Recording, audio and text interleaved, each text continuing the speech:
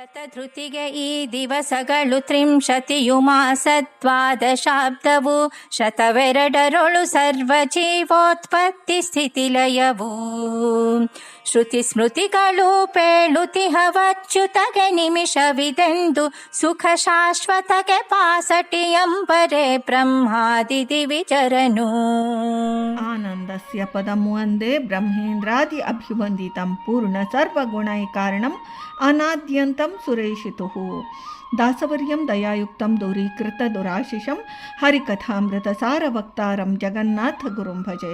ಶ್ರೀ ಹರಿಕಥಾಮೃತಸಾರ ಕಲ್ಪಸಾಧನಾ ಸಂಧಿ ಪದ್ಯ 61.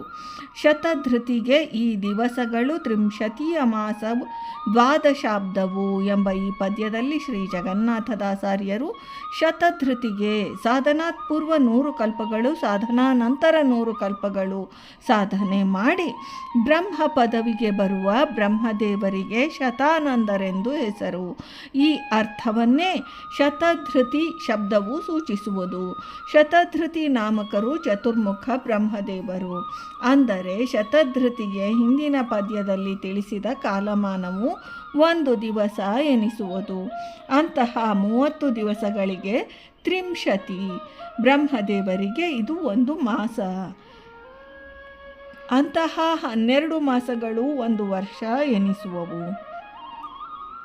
ಬ್ರಹ್ಮನ ಕಲ್ಪದಲ್ಲಿ ದ್ವಾದಶಾಬ್ದವು. ಅಂತಹ 100 ವರ್ಷಗಳು ಬ್ರಹ್ಮದೇವರ ಪರಮಾಯಸ್ಸು 1 ಬ್ರಹ್ಮಕಲ್ಪ. ಬ್ರಹ್ಮದೇವರ 100 ವರ್ಷಗಳಲ್ಲಿ ಪ್ರಥಮ ಪರಾರ್ಧ 50 ವರ್ಷಗಳು, ದ್ವಿತೀಯ ಪರಾರ್ಧ 50 ವರ್ಷಗಳು. ಈ ಎರಡರೊಳು ಸರ್ವಜೀವರ ಉತ್ಪತ್ತಿ ಅಂದರೆ ಸೃಷ್ಟಿ ನಡೆಯುವುದು. ಅಂಡದ ಹೊರಗೆ ಸೂಕ್ಷ್ಮ ದೇಹವುಳ್ಳ ಜೀವರ ಸೃಷ್ಟಿ, ತದನಂತರ ಅಂಡದ ಒಳಗೆ ಸ್ಥೂಲ ಸೃಷ್ಟಿ. ಅಂತೆಯೇ ಸೃಷ್ಟರಾದ ಸಕಲ ಜೀವರ ಪಾಲನೆ, ಸಾಧನಾದಿಗಳು, ಸ್ಥಿತಿಕಾಲವು ಇದು ನಡೆಯುತ್ತದೆ. ನಂತರ ಪ್ರಳಯ ರೂಪದ ನಾಶ.